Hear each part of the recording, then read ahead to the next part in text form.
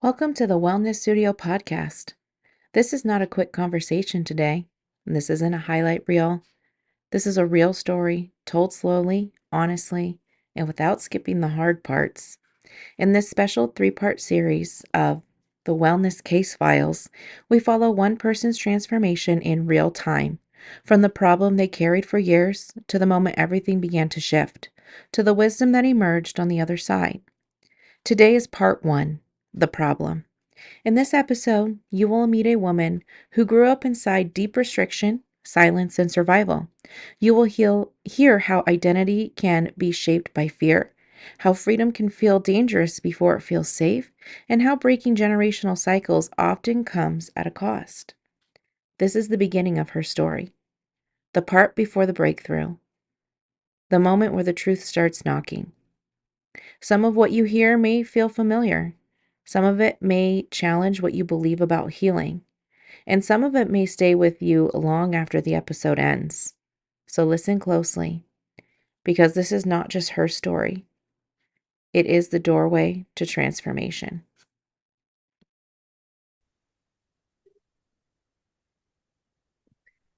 Hello, and welcome to the Wellness Studio podcast. This is episode one of our special Wellness Case Files series.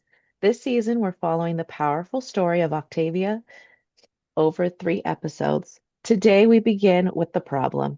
You'll meet Octavia, hear the truth of where her journey began, and understand the challenge she's been carrying into her healing work. So, welcome, Octavia. We're so glad you're here. Can you tell Thank us about your you. name? Because I saw your last name and I was like, uh-oh, I didn't ask. Um, where So you're, yeah, my birth name is not Octavia. It's not Sirius, of course. This is my soul's name.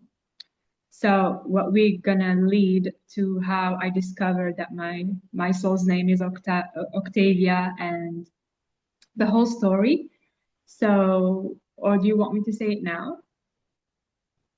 we can get to it later if you want, if it's like Yeah, built of into your course. story. And Perfect. where are you from? And a little bit about the woman you are today. Okay, so I am from Algeria. It's in North Africa. And I am a Syrian starseed.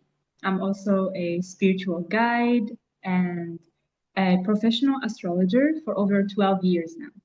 So I help people get to know their soul on a deeper level and understand their purpose in this lifetime. And I merge like a blend of astrology, psychology, and spirituality into my business. Yeah. That's beautiful.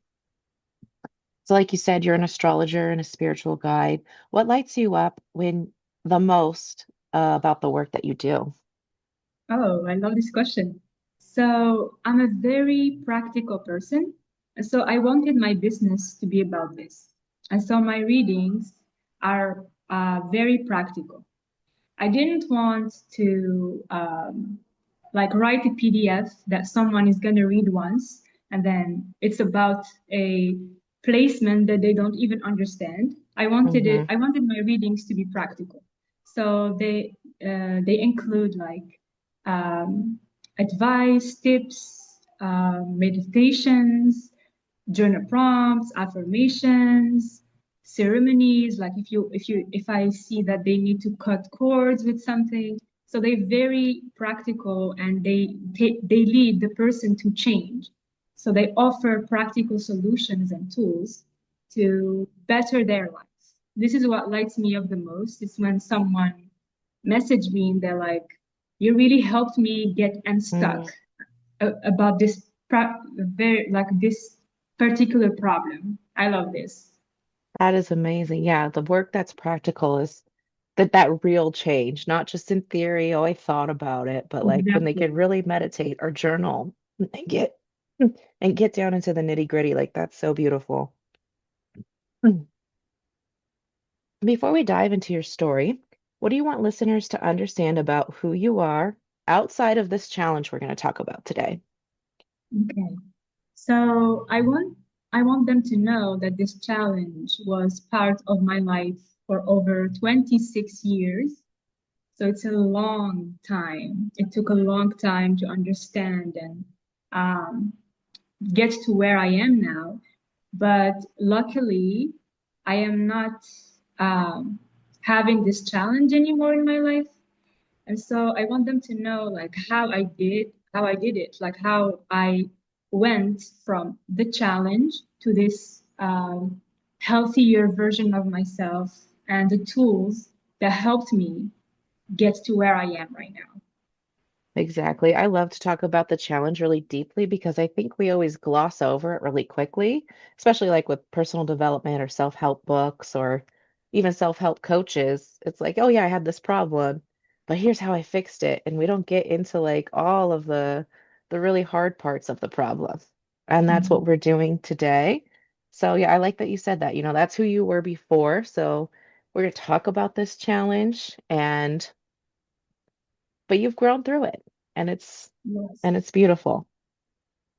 So, what brought you here today and why did you feel called to share this story with us in this format on my podcast? Uh, so I think the opportunity presented itself, and I felt like something in me, like in my heart, that this felt aligned. And I wanted to thank you, Jackie, for this opportunity and, being here. It means a lot, you know. So I felt it was aligned. And the second reason is I felt it might help some people. I know there is a lot of people that have my challenge, and Hmm. maybe someone can benefit from my advice or maybe just hearing about it. It doesn't have to Exactly. help them or any way. It just maybe will help them heal or awaken something inside them that will lead them to like deeper healing. Yeah. I agree. That's why I talk about all the things I talk about is even if it doesn't set off like right then and there action, like maybe it'll plant a seed and maybe that seed will grow in 2 days, 2 weeks, or 2 years. Who knows? When you think about your healing journey right now, what feels the heaviest or the most tender? Wow. I feel emotional about this question because the thing that is the heaviest after, um, you know, my challenge is I've been in an abusive religious home for Hmm. 26 years, which is a long time, you know, from my childhood to my early adulthood. I lived in this household and I decided to leave this environment a year ago, actually. It was, Wow. oh my God, it was literally the 24th December. We are approaching the Yep. anniversary of my freedom. Wow. So it's very beautiful that we are wrapping up all of this in this month. And again, Hmm. it felt aligned again that it was this month. So the heaviest part is after leaving this environment after such a long time, you finally feel safe to feel all the emotions you pushed aside or you were not feeling safe to feel back then because you were too busy surviving that Hmm. environment. You never had time or to process what was going on. You were just trying to survive. So when you finally are in a calmer space, there is all these heavy emotions that shows up, and it's so difficult to feel them. Sometimes maybe someone will relate, but sometimes I really felt like I that part of me just wanted to die because it was so intense and painful. Um, the stuck energy that I had was mostly in my heart chakra, my throat as well, Hmm. and my solar plexus as well, and the back of my arms and my upper back. This is where I felt it the most. And it felt like a Hmm. burning sensation, that pain. So, yeah, that was the heaviest. moments Yeah. throughout this whole year of healing that I had. Yeah. Yeah, I have two things to say to that. That's so amazing. Um, Mhm. when we're recording this, it's December. We're going to release this in January, but that is so synchronous. And it's like the universe saying, like, let's chat about it now and let's have a structured conversation. Like, if you think about all the ways it could have gone, like, you could have been sitting with somebody who maybe wasn't uh ready for that conversation or maybe pulled you back down. Not saying that I am the highest and best, but like it's different when you're having that conversation with somebody who has a spiritual perspective versus maybe Mhm. somebody in our past that we would just gossip with or rehash the past with and look at all of those, oh, poor me. Just having a like you could have had a totally different conversation, Mhm. Yeah, but I'm really grateful we're here that it having, was, yeah, such a mature and spiritual perspective yeah, about the whole like situation. Again, I yeah, felt it that it was very aligned. that's good. Yeah, so but you're here and you're gonna be able to talk to the listeners, and that's just so beautiful. The second thing I have to say to that is when you're talking about where it was in your body, is like started things just coming to me as just like you were literally holding so much. It was heavy on your heart. You couldn't speak your truth, I'm assuming, like when you're in that situation, Yes, anyone in an abusive yes. situation, how are you There gonna was speak no your truth? truth. I would say my throat chakra was the most blocked of all my chakras. So Yeah, yeah, like you couldn't like speak up for yourself or have boundaries, which it is like the throat chakra like main goal is to help you stand up for yourself and have boundaries. And so I really struggled with that. yeah. Yeah, the throat chakra was something that I worked on for years.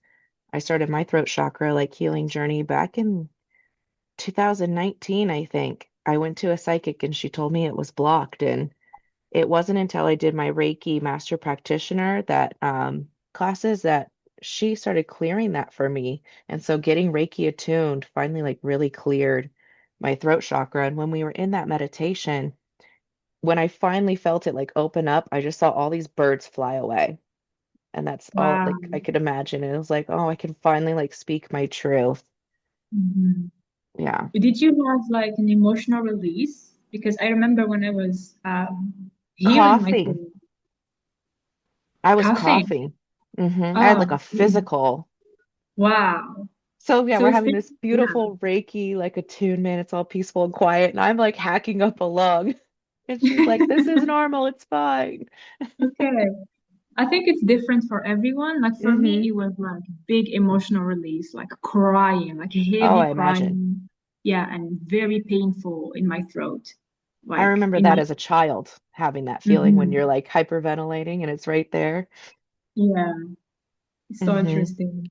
It was Hmm. probably partially healing your inner child too, since that's that feeling Oh you yeah, got. that was like the most like the healing I did the most was on my inner child because she felt it the most, of hmm course. Yeah. So Beautiful. yeah, like her, it was not easy in the beginning. She was very closed off and hmm obviously very depressed. But now it's more like a very happy kid that runs everywhere. Good. So I'm really happy to see like the healing unfold in her. It's like my child in a way. It's like I have a child now that Yep. I need to take care of. So Exactly. That's a good way to even explain yeah, it.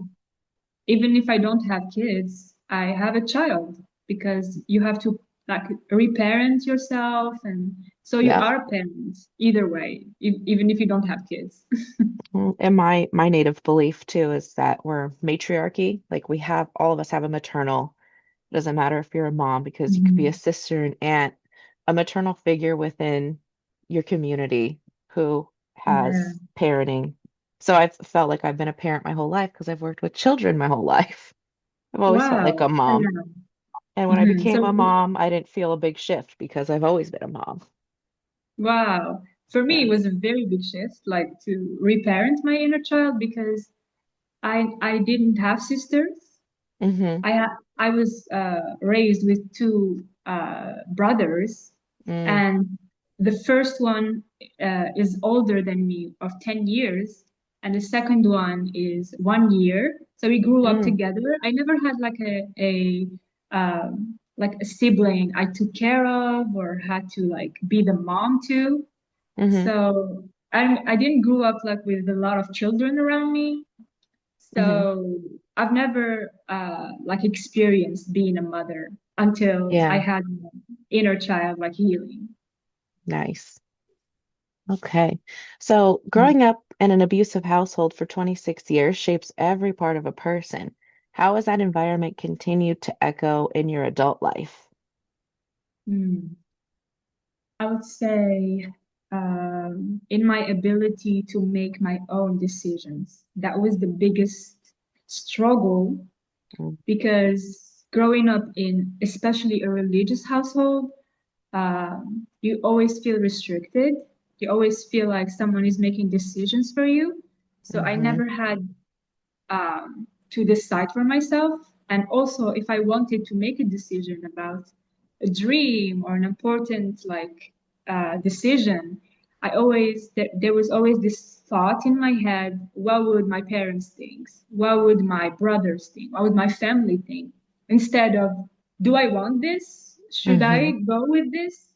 So it was very hard, especially even after I left, there was always this trigger and this thought of fear, like I was not able to make my own decisions. So a lot of fear, a lot of guilt, a lot of shame, also about Yeah. choosing this path, also about leaving my family, a lot of guilt and shame, and also I would say attracting people that trigger me and remind Mm, me of my family. That was yeah.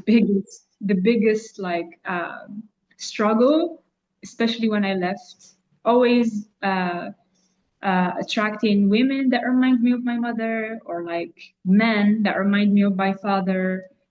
Yep. And I'm really happy that I did uh, some work on myself way before I left my home, because when this happened, I was able to recognize the trigger and the cycle, not feel like angry about it, and understand that it's something in me that I need to look at.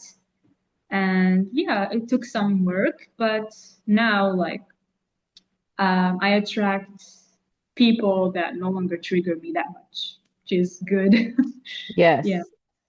Yeah. And every time you do, because it's around your anniversary time, like you could possibly attract another. I think it's just another layer. Like, okay, now we're ready Mhm. for the next layer of this that we weren't ready for a year ago.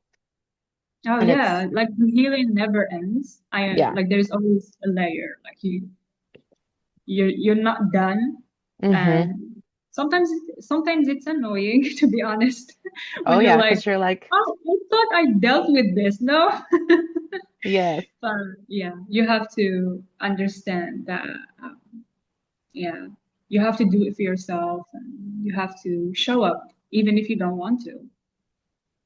And then when you were saying that you were worried about what will your dad think? What will your mom think? Was there ever a part of you too? I don't know what the religion was, but I'll just say God for the lack of Mhm. a, did you worry about what would God think? What would the church think? Was that part of So your there, worry yeah. too? I didn't mention it, but the religion was Islam. So Okay. I grew up in a Muslim country and a Mm-hmm. Muslim family, but I never was Muslim. Like from, I would say, my first awakening, which was around 16, I Mm-hmm. completely stopped being Muslim, which was a very Mm, young age, to be honest.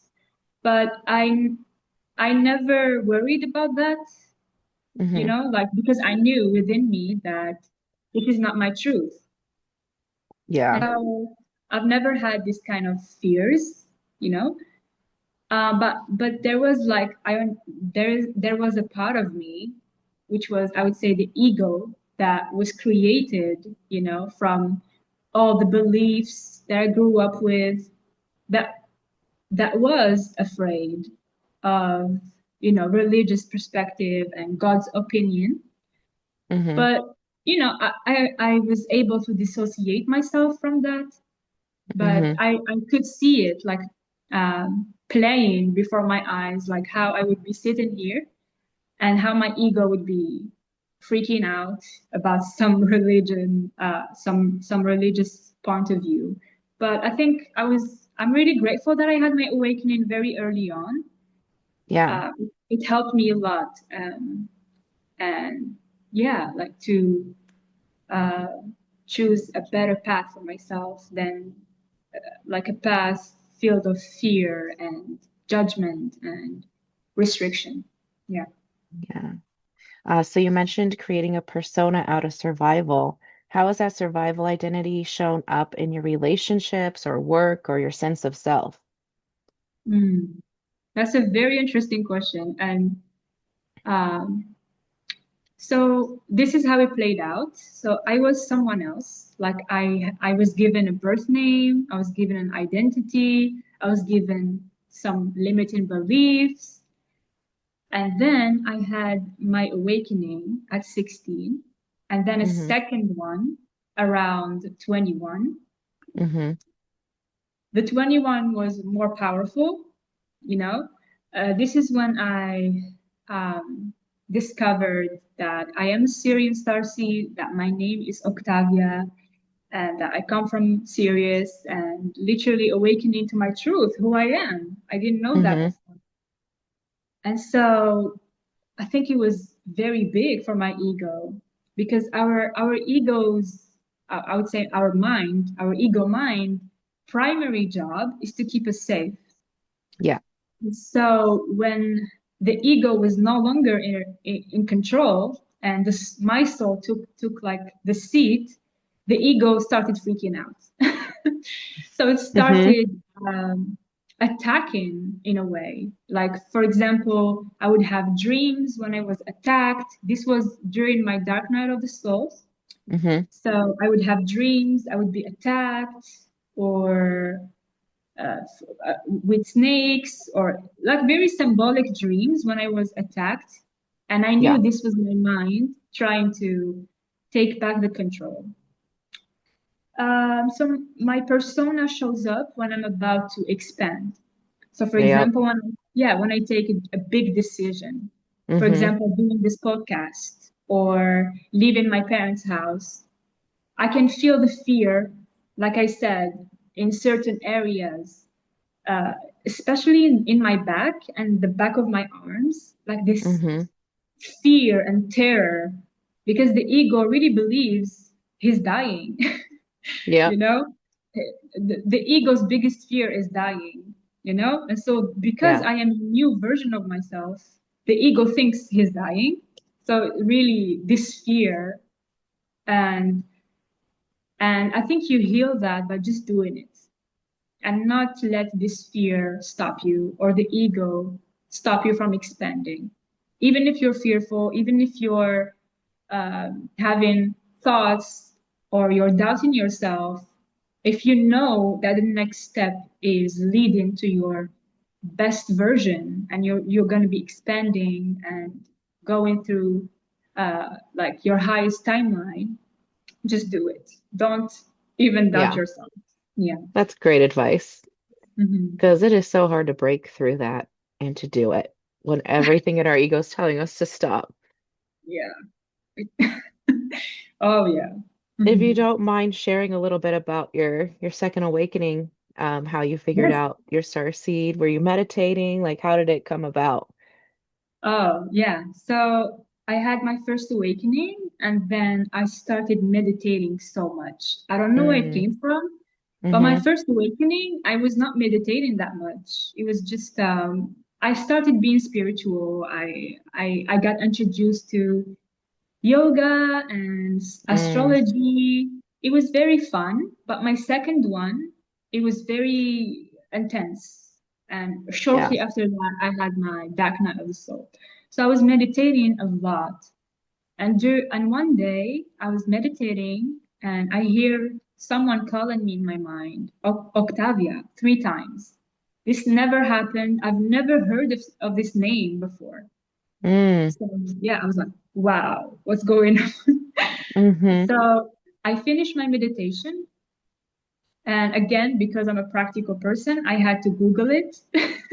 Yep. So I go to Google, trying to understand what the name means because I knew it was a sign, obviously. Yeah. So I Google it and I got to read that Octavia means comes from the Greek number octo, which means Mm-hmm. number eight. Mm-hmm. So I was thinking, number eight, what could it mean? And then I remembered I had my second awakening, the 8-8, which is the 8th of August Mm-hmm. again. So I was like, okay, the 8th of August. Let's Google it. I Google it, and this is the first time I've ever heard about like the 8-8 Lionsgate portal. Yep. Mm-hmm. I don't know if you know about it, but Mm-hmm. it's like Yeah. when the star Sirius aligns with Earth and we receive like massive downloads, and Mm-hmm. especially Syrian starseeds get these massive awakenings. And I Beautiful. read about, yeah, Syrian starseeds. Wow, Mm-hmm. what's this word? I was like so intrigued. I was so like, this is the first time I've ever read this. And I Mm-hmm. was like, okay, starseeds are souls that were born on other planets or stars or star systems before they incarnate on Earth. And Mm-hmm. I felt this, you know, like, wow, like my whole life, I felt I didn't belong here, that I Mm-hmm. come from. I always been like such a dreamer. I love like Disney movies. I love Barbie movies. Like when Mm-hmm. there is like sirens, when there is like mermaids, Yeah. and we can talk to animals. It always felt like so normal for me than our 3D world. So it all made sense. And Yeah. also because Sirius, part like half of Sirius is a water planet and they have mermaids. And I Yeah. remember that I started swimming at 2 years old. I literally Mm. started swimming before walking. So Mm-hmm. it came natural for me, this attraction to water. Yeah. So yeah, it made sense. And I was like, oh my God, I'm a Syrian starseed named Octavia, and I've been asleep for all these lifetimes until this one, when I Mm-hmm. finally reclaimed my truth. That's So amazing. yeah, it was crazy. Um, so I'm gonna go to the next question here of what patterns or cycles have you noticed that tie back to your childhood or the beliefs you were raised with?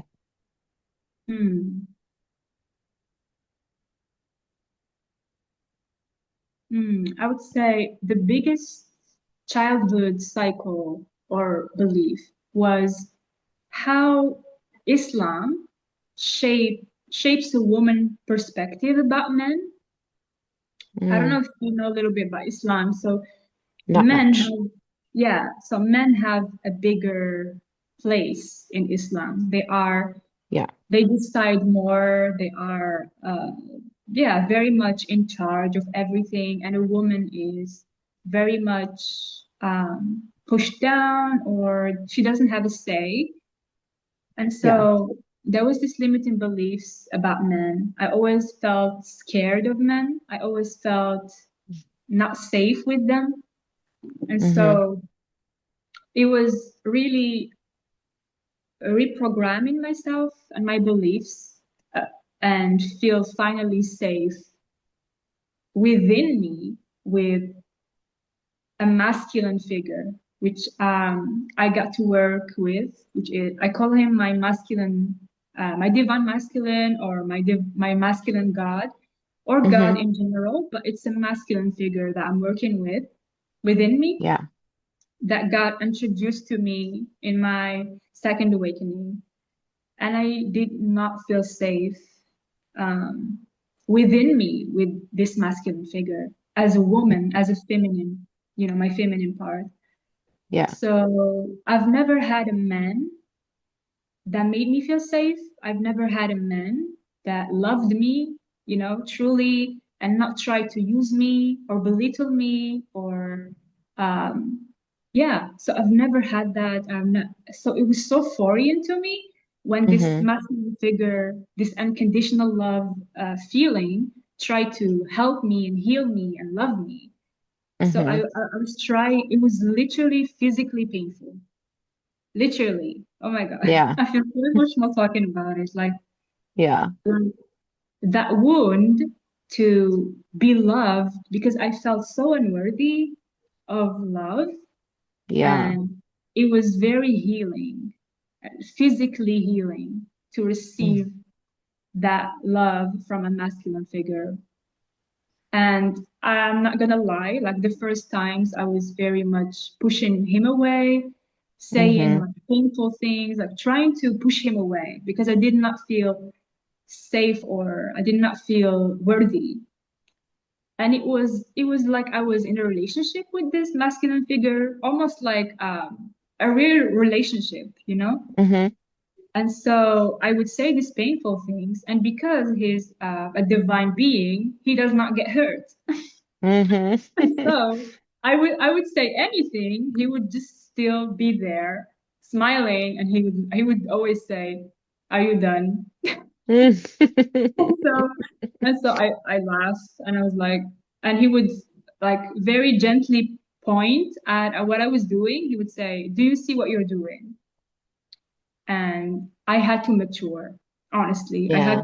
I knew that I was very much a very immature feminine when I was trying to, do these things. So it was very like healing to have a mature masculine help me with my healing. And he was so patient, so loving, and I owe everything, all my healing to him and his love. So yeah, that was the So biggest challenge for me, the so masculine wound. that's amazing. So would you consider him on your spirit team? You can call on him whenever you Yes. need. So I didn't know exactly who he was in the beginning, and then he said he told me who he was. So because I'm a star seed, he's a star seed as well. He said he Mhm. was an Acturian star seed. Mm. His name is Alexander. So he's part of my Mm. spiritual team. Mhm. And so very funny story. So how I ended up on Earth was very crazy. So I, I don't know if you know about the Syrian wound, which is like Mm-mm. we were attacked. So on our planet, we were attacked by Yeah. the Orions, yeah. Okay, yeah, And yeah. yeah, so most Syrian star seeds were put on into human bodies without their will. Like we never Mhm. consented to incarnate on Earth. And so you can see a lot of Syrian star seeds like you see a lot of complaining in the internet. You see them, I've never unwanted to be here. I don't like being on Earth. Most of Mhm. them don't know how to reach financial stability or have Mhm. boundaries. They were not prepared to be here at all. And so Yeah. this is what happened to me. Like I ended up being on Earth, and because I was missing, so Alexander, which is my childhood friend on Sirius, we were Okay. friends. He was the one who found me. He was the one Okay. who awakened me. Like they Mhm. spent my soul family spent all this time trying to find me because I could have been anybody on on a a Yep. human body. So yeah, he found me, he awakened me, and I could always call on him. He's my best friend in a way. That's beautiful. Hmm. You made me think, I always think about I'm very much into human rights and I think about how human rights and checking your privilege, how it can merge with spirituality. And I never noticed my Mm. privilege of like my spirit team is I got male and female energies and I never thought Mm. anything of it, but it's kind of a privilege to feel that I could call on either. Or when they show up, I don't question like how you had to Mm. question what was going on. Oh yeah. Yeah. So I always like to check my privilege. And that's really cool. Yeah, that's the thing with this discussions. Like you get to see uh, another person's perspective and how another person's journey and how it makes you really like see yourself and your journey and how you Mm-hmm. could, yeah, there's a lot of things you could learn as well and Yeah, understand about yourself. that's beautiful. So we're going to explore your story a little bit more here. When did you first become aware that your inner child needed healing and that your upbringing left deeper wounds than you realized? Mm. I would say around my first awakening, which was in 2016. 2016. Mm-hmm. So I was in college. I was studying French literature. I wanted to be a teacher, Mm, a French. I loved books. I loved mm-hmm. literature. I wanted to be a teacher and a writer. So yeah, I was studying. I loved university. I love studying a lot. I'm a Gemini, by the way. I really love that. So Yeah. I love knowledge. Yeah. So I always thought this was my life. Like I'm gonna be a teacher.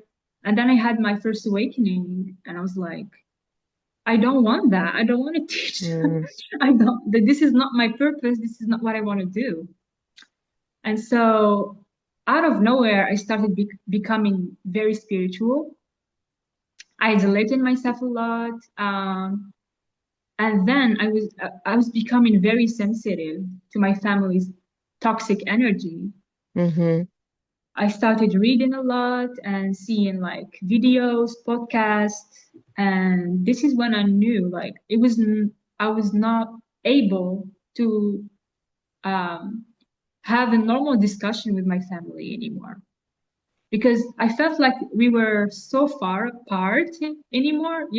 I don't know what was Mm-hmm. going on, but what was okay back then, because I lived my whole life with them, was not okay anymore. Mm-hmm. When someone would say something, when I normally would be whatever, like this, how it always been, I always been like, bullied or abused. Now it's like, wait a minute, this is wrong. This is not Mm-hmm. okay, you know? So yeah, I would, yeah, like the ego is no longer there because the ego is like, yeah, whatever, let me survive. Let me find a coping mechanism or something. Mm-hmm. So yeah, because I was awakening, I was like, no, this is wrong and it's always been wrong. So Yeah. yeah. And that's so hard to see when you're in the thick of it. Yes, it's like your mind does not grasp it in the beginning, when you're in it, and then Yeah. when you're awakening, I think you just see it for what it is. You're no longer someone that is experiencing that. You're just someone that is seeing it all, like what's happening, and Yeah. you're not, yeah, you're just the witness, you know? You're just Yeah. witnessing all of it. And now, because you're awakening, you get to think about it. Like, I think you become more intelligent. I don't know. Did you like Oh, yeah. you're more intelligent now that you had your awakening? Oh, yeah. And you look You back, know, but you can't be mad at your younger self either. You're like, she's doing the best she could with what she knew. yeah. Oh, yeah. Totally. Yeah. Yeah. So what do you think is at the root of the challenge you're facing today, now that you're Oh, outside of that home? hmm. I would say, I would say the, I would say the limiting beliefs and Mm-hmm. also the trauma, because like living in such an environment leaves scars on you that you Yeah. can't really let go of, because you left that environment. They're always here. They're imprinted on you. So I would say, yeah, the limiting beliefs, the trauma, the stuck energy, and also because I'm still living in a religious country, it was very hard to find, for example, rent, because here, like, for example, a woman can't Mm-hmm. leave her family's house just unless she's getting married. You Yeah. can't like live by yourself or travel by yourself. It's very restrictive, um, you know, religion. Yeah. So I struggled to find rent because people don't want to rent for a single woman, you know. Mm-hmm. So I really had to really like I was preparing this like live in my family's house for 2 years actually. It was a So lot of just preparation. a lot of Yeah, planning. saving money, finding rent. Yeah, and so um, I would say the cultural background is also playing a little bit here, you know. Mm-hmm. But you know, I was saying like I love myself enough to do this. I'm not gonna stay there. I'm not gonna. I could have I could have chosen the easy way, but no. You know, when you love yourself, and maybe someone can relate here. Maybe you're in an abusive home. Maybe you're too young. You can't leave right now, or whatever it is. Like if you love yourself, like if you can answer like, do you love yourself enough to Mm-hmm. choose better for yourself? Like if the answer is yes, then just do it. Like Yeah. the support will come, the opportunities will come, the money will come. Like I was mind blown by how one single decision like changed my whole life. I am in like I'm living my dream life. Mm-hmm. A year later, if I could go to my old self, like in December this month, I would Mm-hmm. tell her, "Oh my God, you have no idea what's coming. I know you're afraid. I know you're so afraid right now, like, but like the opportunities will come, like the money will come. Don't worry. God has your back. Don't worry. It's crazy." Yeah. Hmm. I heard this really great thing. I think it was yesterday. Oh no, we went to our spiritual center on Sunday, and it was that miracles don't happen before the faith. Faith happens Yeah, first, and then the miracles come. that's so true. Like, Hmm. yeah, like I feel like when we're stuck or in a very like stuck situation, we try to plan ahead like way too much. Hmm. But it's okay. I mean, you're afraid. I was young, and maybe some people are young as well. So I think when you're young and you never knew like another environment, especially I feel like when you're in abusive home, like outside, like I would never feel safe around people. Even when I Yeah. left, I would never feel safe. I would always think, oh, like this person might hurt me, or this person Hmm. might abuse me. So I would always plan ahead because you survived like this your whole life. You're always like Yep. having your back, like having your guard, like always planning. What if? Because it was your coping mechanism back then. Hmm. Mhm. Definitely. What emotions rise to the surface most often when you're working through this fear and the shame and the anger, the grief, or any of these other feelings? Mm.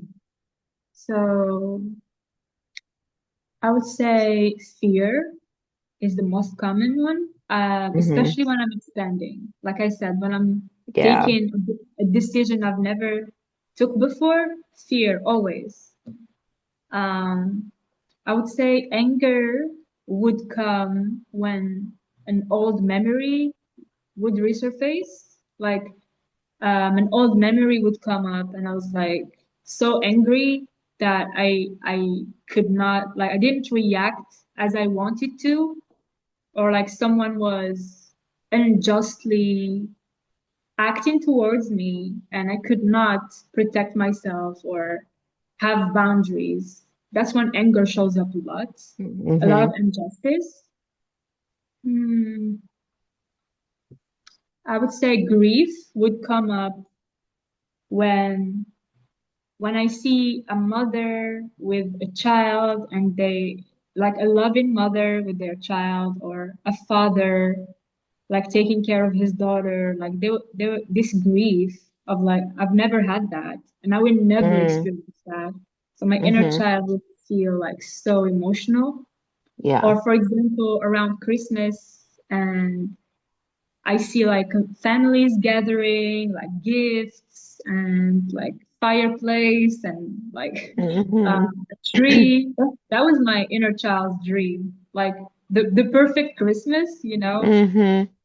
and just knowing that I've never had that. And so, yeah, she feels a lot of emotions around December, especially Yeah. because we're spending Christmas alone, so it's very, emotional for her.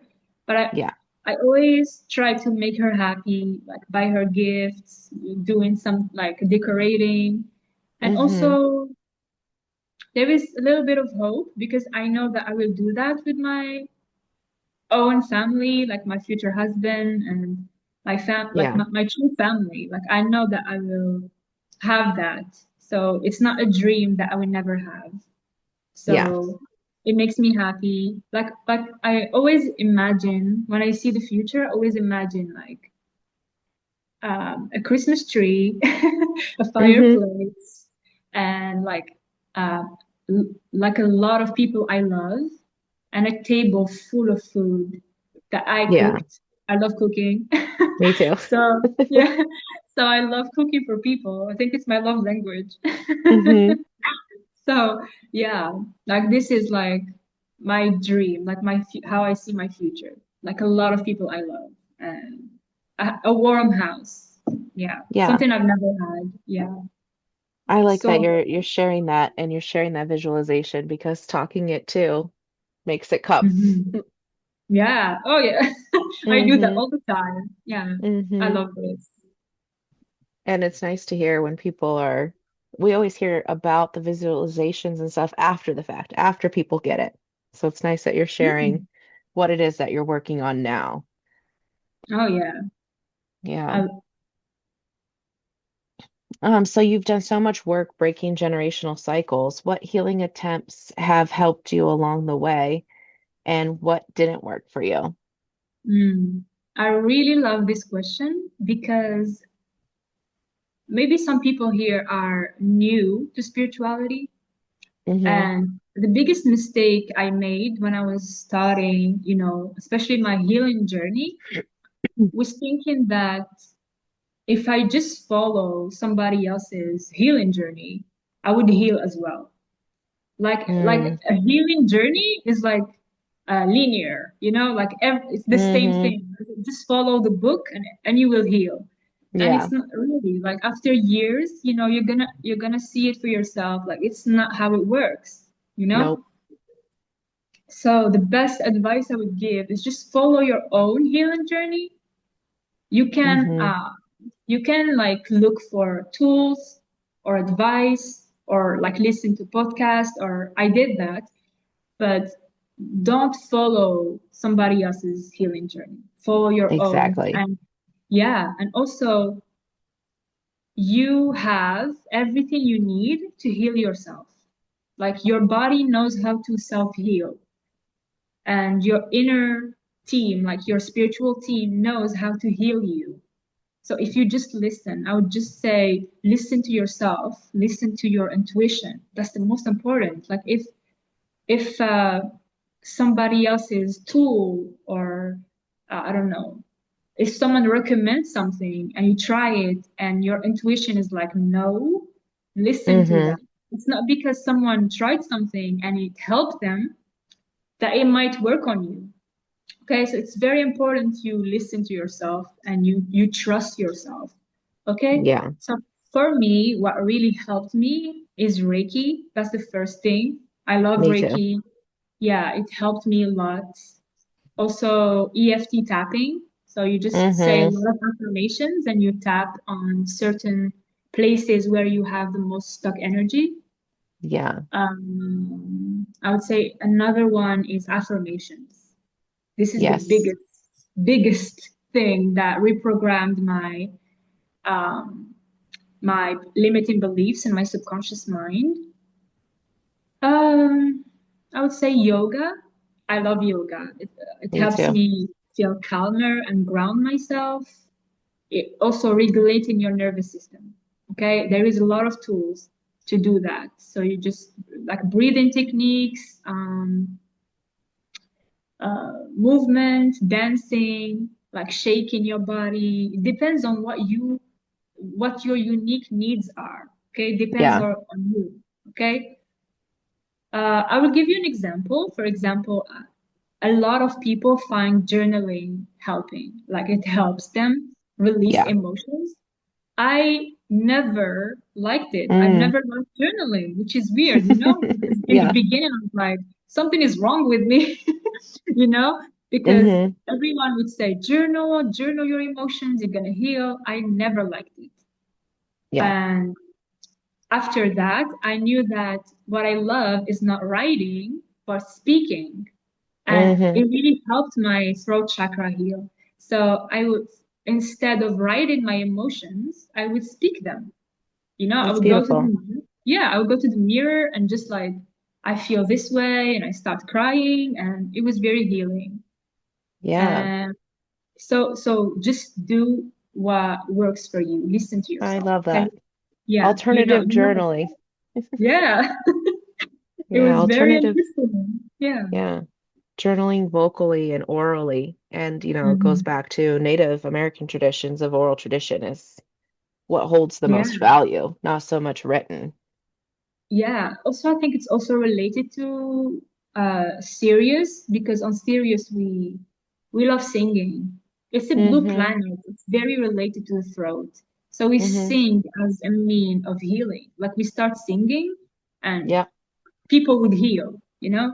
So I think it was also a way for me to discover my soul's gifts. I'm a singer, Hmm. by the way. So Okay. yeah, yeah. So it was very much like discovering one of my soul's gifts, which is healing through the throat chakra with Mhm. sound. Yeah. Yeah. Sound Hmm. healing too. And that there's a lot of parallels I hear you sharing between that and Native American culture Oh, because, I've never really looked to that, but that you're mentioning it, like I really want to dive more into that because I hmm, their culture is so um, similar to Syria's, like Syrian culture. Like yeah. we live in the forest. We walk barefoot.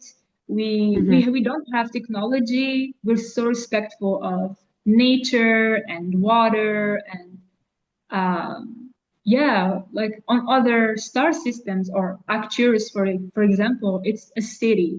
There is like technology, flying cars, but on Hmm. Sirius, there is none of that. Like it's very organic. So Hmm. yeah, I feel a lot of similarities between Yeah, these two cultures. I hear that. And then a lot of Native Americans, we have a lot of cosmology and like star stories. So Yeah, there's a lot of connection that I'm hearing. That's just interesting maybe to think about. yes. Some of them are for sure star seeds, for sure. Well, there's oral traditions that get into that. And in my tribe, there's a story about gosh, I'm gonna like totally butcher it right now, but she was trying to run away. She was unhappy with her life, so she went up and married one of the stars. And then Hmm. so she was living her life out with the stars. And my tribe's not the only tribe with that story. There are many tribes with Wow. that story of the woman leaving and marrying a star. Hmm. That's And very interesting. yeah. So there's a lot of parallels there. I love hearing when more of the galactic alien stories align with oral tradition. I think that's Yeah. really neat. Yes. Okay. So, if the challenge you're facing right now is a character in your story, how would you describe it? What does it look like, sound like, or want from you? This was the question I was looking, like waiting for it the most. I I love was it. like, oh, do I do this question? And the fact that you were like, I love Disney, I love this. I'm like, she's gonna love the I love character it. question. Yeah. I loved it so. I was waiting for this one Hmm. because I love writing. One of my dreams that I kept was wanting to be a writer, and Mm-hmm. I'm still wanting to be a writer. I love writing. Good. I'm writing a book right now, and it's Beautiful. not only like a self-help book. It's a novel. Well, it's not really like it's not really all like a novel because it's my soul story. Mm-hmm. But what I wanted to do, and I felt God wanted me to do, was to use like humor and like I would say novel tools like writing, singing, stuff, creative tools to Mm-hmm. introduce spirituality. Yeah. You see? So the book Mm-hmm. is about like my soul story, like about Sirius, like Arcturus, like it's a whole novel about like the life on other planets, and then how me, Octavia, like awakened being on Earth. So it's Yeah. very funny, like it's very funny, like awakening and being like, what the hell is this? Mm-hmm. So What's it's been like happening? yeah, what's been happening? Where was I all this lifetime? What happened to me? And Mm-hmm. it's very funny and also like mostly like kind of like for kids. There's a lot of like characters and like battles and swords and so Mm-hmm. I love everything that is to do with fantasy in a way. So I'm really Mm-hmm. excited to to be a writer. I love this, and especially writing novels. Yeah. Um, I love, this adding this I would say, I don't know, child word into my books. Mm-hmm. So That's if amazing. I, yeah, if I could describe my challenge as a character, it would be, I don't know why, but I saw it like this. I don't know why it came up like this, but I want you to see a man. And obviously, it had to be a man because it was my biggest fear. So imagine a man in his like around 45 and 60. Mm-hmm. So he's a very powerful man, um, someone that has a lot of power, mostly in politics or something like that. So it's someone that is very much ego driven. And Yeah. so everything he does is for personal gain. Mm-hmm. Okay. So he's very fueled by power and lust. Okay. And obviously, he has a lot of money and power. And because this person um, thinks this is what true power looks like. But deep down, this person is very insecure. Okay. This person is Mm-hmm. trying to like run from himself instead of look within. So he tries to gain outside, everything that he can to create this false image of power. And because it's really like shaky, his foundation is shaky. Mm-hmm. He lose it all. Like he does not. His empire crumbles because he's very like trying to intimidate people, trying to gain more and more and more.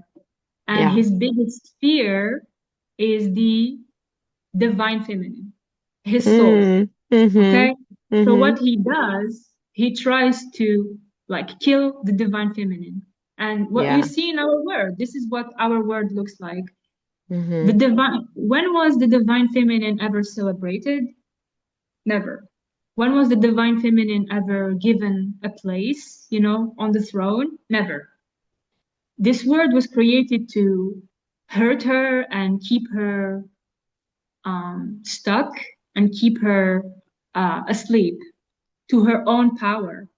And so what happens in in the story, it's a little bit of my book, and Mm-hmm. this character is real actually. It's one of my let's say villain in the book. Mm-hmm. Yeah. So what the divine feminine awakens, and that's what you see happen in our world. That's why we're Mm-hmm. awakening. That's why we're gaining our power back.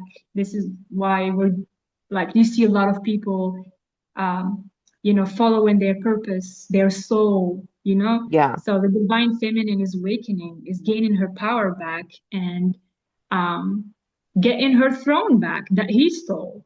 He stole Yeah. her throne. Yeah, he stole what was hers, tried to hurt her.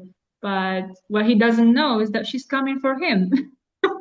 She's coming, she's going to beat him, you Yeah. know, because she's powerful. Yeah. And yeah, this is how the story ends. She, get what hers back. Yeah. Yeah. I loved how you described your character of Yeah. how he is and how it was a male too. That's wonderful. Mm. So it's part of my purpose to write like kids books, like novels, but it's also Hmm. a lot of truth, it's funny. Like a lot of people would find this like amusing or yeah, it's nice, but it's also gonna awaken them in a way when they think Yeah. about it uh very deeply. Like there's a lot of messages that Yeah. gonna help. I hope would help a lot of people understand themselves and their soul, and through my story, through what happened. So yeah, hopefully. It's Need to wonderful. finish it. What has this challenge taken from you over the years? Or maybe what has it kept you from experiencing fully? Mm. Mm. I would say like the biggest struggle is forming healthy relationships. Yeah, Hmm. that's my biggest struggle. Like, as you can imagine, I was isolating myself my whole life. So the Yeah. fear of the fear of betrayal and the fear of abandonment Yeah. kept me from like forming connection with people. So this is something I long for, like to have Hmm. what looks like a healthy relationship. And because you see a lot of people, they had a good support system, loving parents. They are so good at forming bonds. This is such a natural thing for them. But for me, it's like such a struggle to just like relax, not have my guards up, and really Hmm. fully trust people. I think that's Yeah. what this challenge took the most from me. That's what I was imagining you would say. Yeah. Yeah. What part of yourself feels the most impacted by this? Your voice or your freedom, your identity, your create? I don't think it's your creativity. Your creativity seems to No, be which is flowing. weird. Which is weird because when you think about it, like I was raised in such a restrictive Hmm. household, but I think my soul was always having this soul gift. So Hmm. I always been very creative, but I would say like the part that was the most impacted was being truthful to myself. You know, for Yeah. example, like when someone tries to hurt you or someone is unjust with you, if you're a healthy individual, you would, stand up for yourself, like Yeah. voice, voice how this is wrong. Bless you. Thank you. But because I've never had a healthy relationship with myself and with others, so I would always um, betray myself. So Mm. instead of voicing, my anger, I would push it down I think because so many women go through that.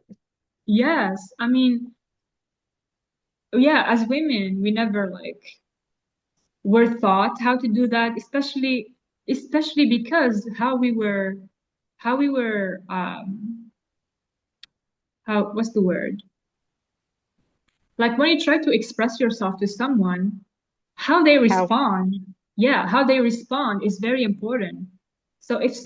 if you try to express yourself and someone is angry back at you or try to tell you you're wrong, this Hmm. is not this is not true. Like you shouldn't like react like that. So, Mhm. or even worse, if you were hurt physically because you were trying to voice your anger. This is what happened to me.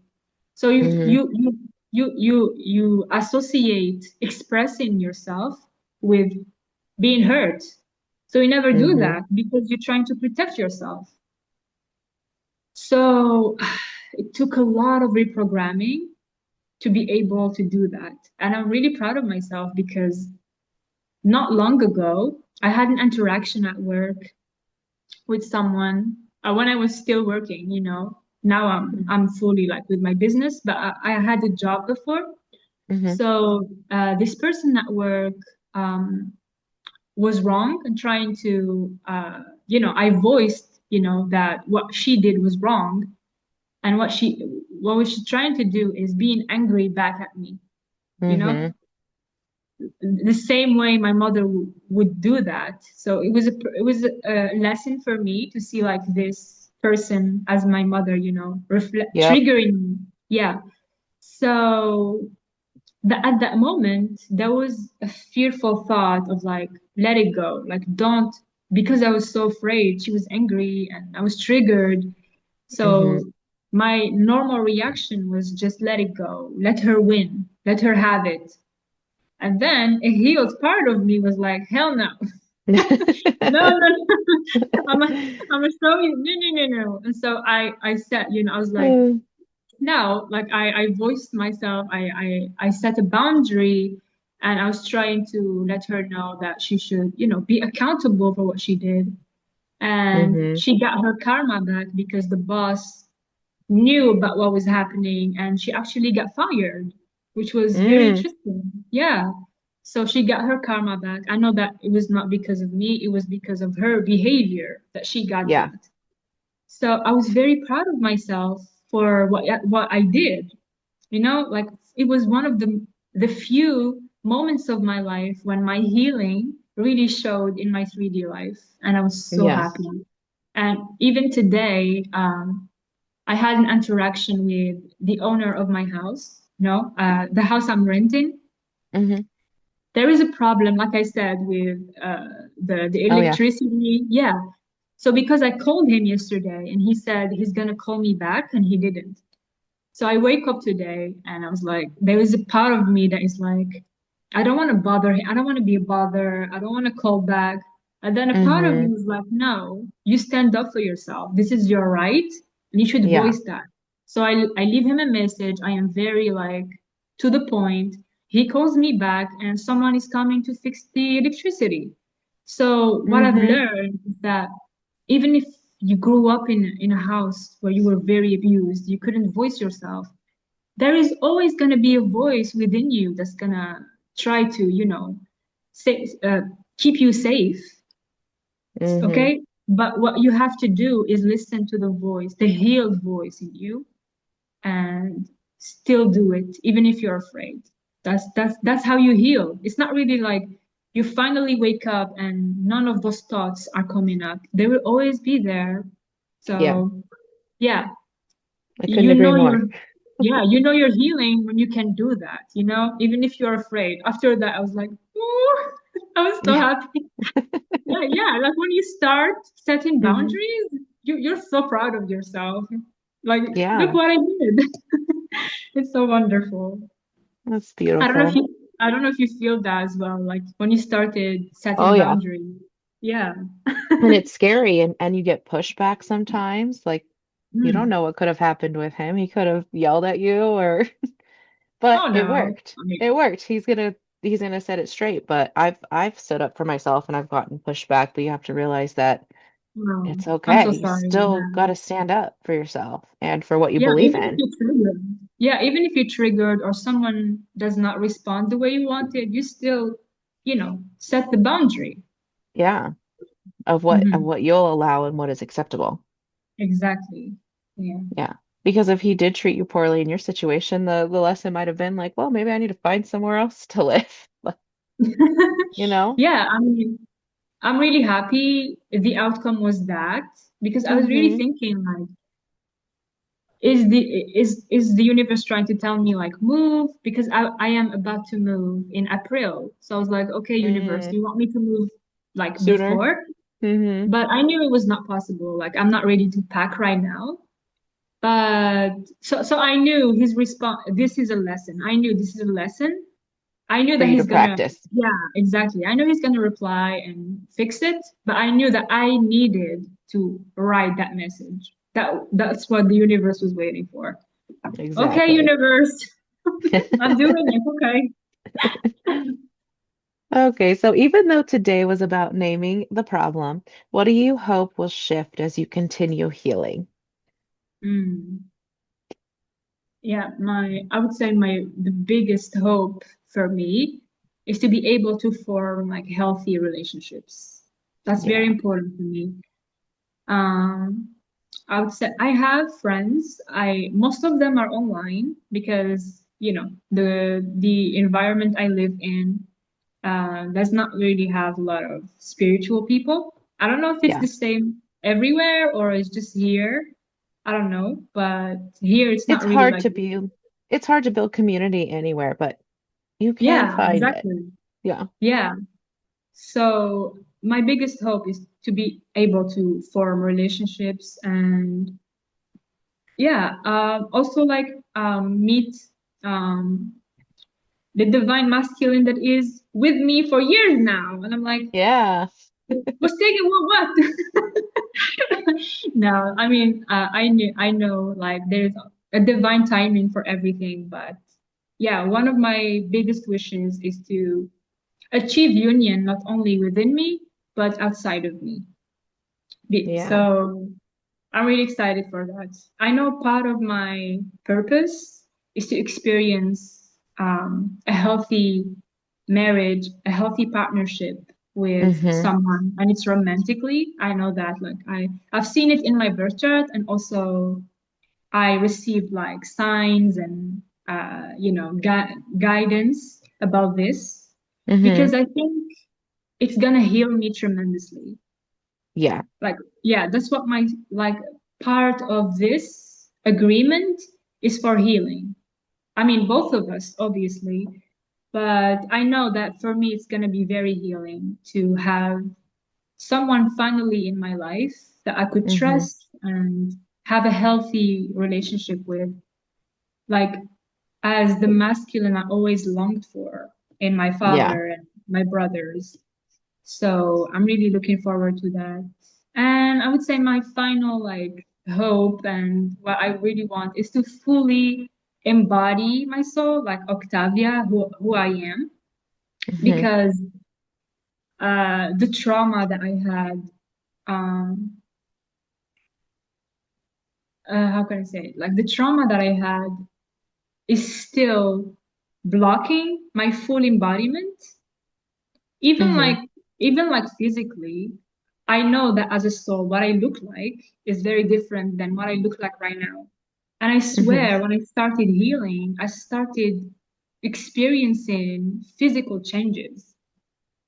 Yeah. That was so like I was that was mind blowing. Like for example, like I used to have like a bump on my nose, Mm-hmm. and as I healed myself, it's gone. And also, like my forehead was way bigger than this, and now it's smaller. And also some changes in my eyes. And Mm-hmm. as I was healing my sacral chakra, my thighs got bigger. So it's very. Mm. I've always been a very slim person, like very Mm-hmm. skinny, and now it's like I got fuller. So it's very interesting to see like physical changes as you Yeah, heal your trauma. And really, like I say, it's like trauma really changes you physically. it does. Yeah. Yeah. So I'm really excited to see like myself looking like my true self, like how I look as a soul. Because I feel like it takes a lot from you. Um, when someone strips your identity, like who you truly are, and then Mm-hmm. you look at yourself in the mirror and it's like it's not you. Mm-hmm. And it's very triggering, it's like I have to be someone else Yeah. instead of myself. For So survival. Yep. exactly. So I slowly I see this like changes. It's very slow. I wish it was faster, but our 3D our 3D, world is very slow. It is. You know, Yeah. yeah, you don't see changes right away. So I know it's gonna take some years, but it's okay. I'm okay with that. I know that I will reach that level of looking like my true self, like a very embodied and confident person, like physically. And yeah, I think I'm really excited for the future. Very nice. So, what strength or inner knowing are you carrying with you into the next chapter of your healing? Hmm. Hmm. So I would say the inner knowing that I'm a very strong and powerful soul. Beautiful. Yeah, that especially now that I am aware of my soul's gifts, and I think everyone, like, if you can just discover your gifts, you have no idea of your potential. Because Hmm. a year ago, I was someone that was living in an abusive home, that was didn't have a lot of money, that was full of trauma and felt abused and powerless. And one decision changed my whole life. Now I am living my dream life. Like, I have my own place. I have my astrology business. Hmm. I am healing myself. I feel more confident, happier. I have um, financial stability from my own business. It's not a job I'm doing, or I'm Yeah. doing this from my own gifts. I'm using my gifts to make money. Yeah. And yeah, I literally reached my financial goal for the year back in October, I think. Nice. So yeah, so you have Blessing. no idea. You have no Yeah. idea of what you can achieve when you know your soul gifts and you use them in your daily life and to manifest and to create your dream life. You have no idea. So as I know I'm powerful, um, I know you're powerful too. You have no idea. And I want to add Yeah. this story. It's very short. Yes, of course. So last year, I went to this book convention.